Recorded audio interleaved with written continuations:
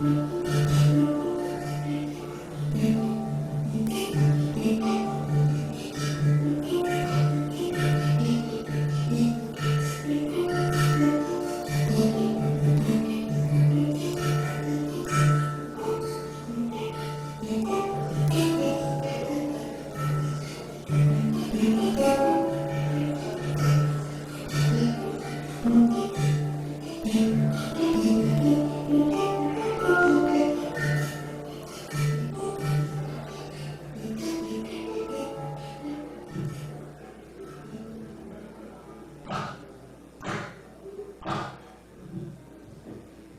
evening, and welcome to today's meeting of the Commonwealth Club of California.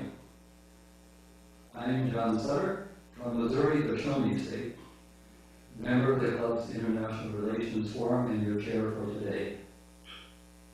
Our thanks to Alan Power for his solo on the Waka.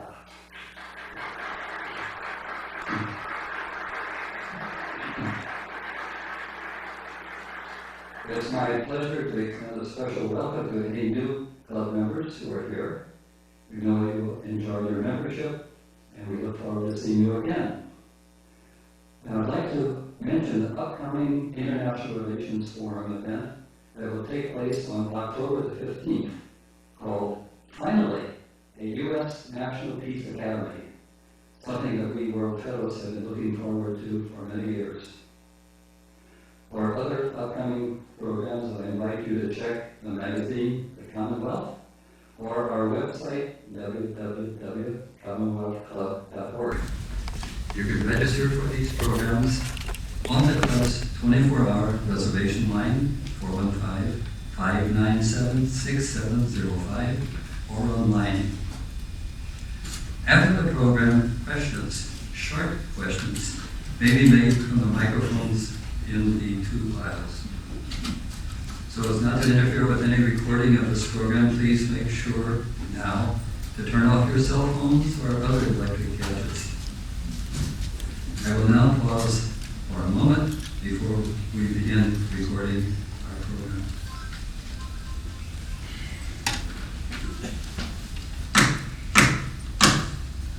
Good evening, and welcome to today's meeting of the Commonwealth Club of California. In the spirit of its founder, Edward F. Adams, who gave the club its motto, namely, we only propose to find truth and turn it loose in the world. I'm John Sutter of the club's International Relations Forum and your chair for today. We welcome any viewers or listeners and invite our audience to visit us online at www.commonwealthclub.org. And now it's my pleasure to introduce our distinguished speaker.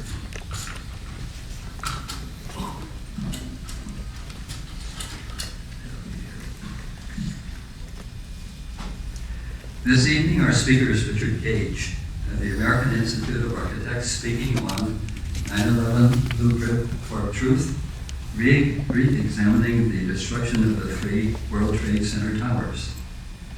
Mr. Gage is a San Francisco Bay architect and founding member of Architects and Engineers for 9/11TRUTH, an organization that has grown to over 800 professionals around the world, whose website is www.AE911TRUTH.org.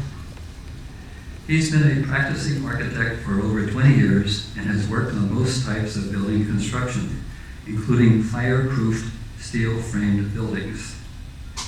Recently, he worked on the construction documents of a 1.2 million square foot mixed-use project, including a 320,000 square foot office building involving about 1,200 tons of steel framing. Mr. Gage became interested in researching the destruction of the WTC high-rises after hearing Professor David Ray Griffin, who had written on omissions and distortions of the 9/11 Commission report, and who on April 3rd, 2006, spoke in a packed house here in the Commonwealth Club.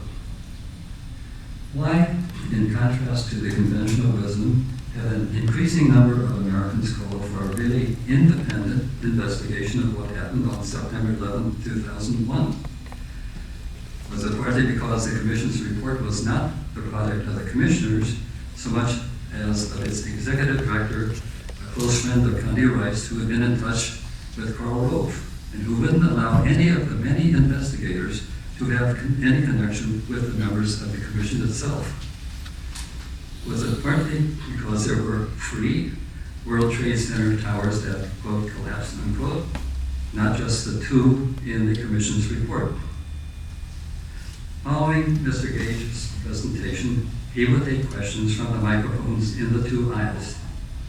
The program ends at 7 o'clock, after which the club will sell copies of his DVD on the subject at the table in the lobby. Without further ado, Richard Gage.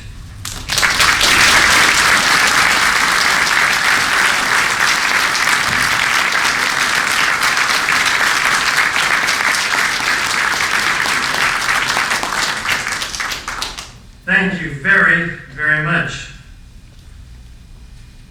And good evening, friends of the Commonwealth Club of California. And a special hello to our viewing audience from around the world on our live streaming webcast tonight. It's an honor to be chosen by this most esteemed forum to deliver our most important and timely message tonight.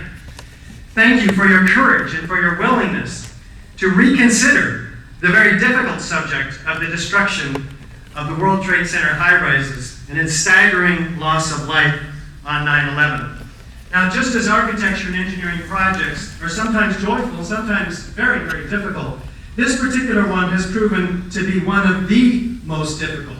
And not difficult in terms of reaching conclusions, though, but difficult in terms of the implications of those conclusions and finding people open-minded and willing to hear the facts about these high-rise buildings.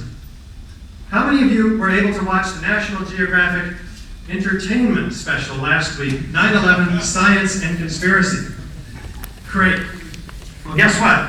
We were featured on the conspiracy side of the equation, along with a series of highly questionable experiments by what is essentially a defense contractor, Emertech of New Mexico.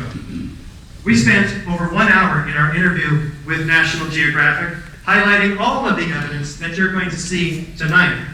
Yes, how much of it was aired in this fair and balanced journalistic piece? 0. Nada. This is the challenge of truth in this age where 90% of the media is owned by 5 corporations.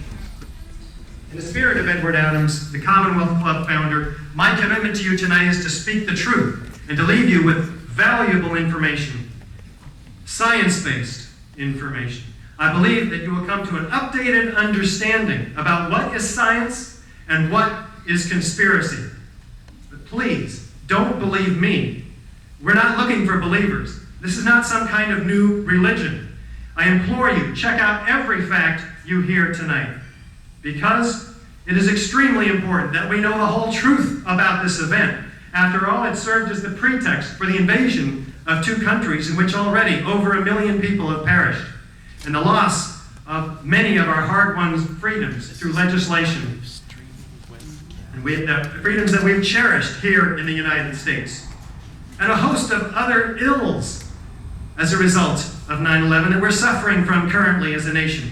Now, all of this remains intact if we continue to ignore or sweep the truth about 9/11 under the rug of history. And only the truth about 9/11 will stop another 9/11 type attack from happening again.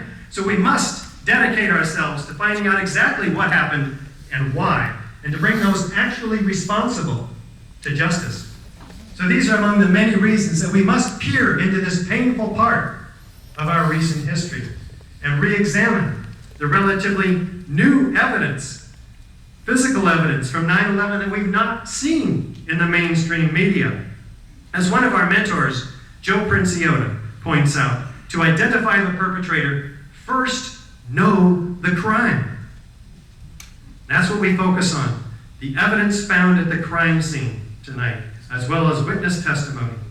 Interestingly, a 2007 poll by Scripps Howard Ohio University found that 16% of Americans believe that the World Trade Center Twin Towers were brought down by explosives.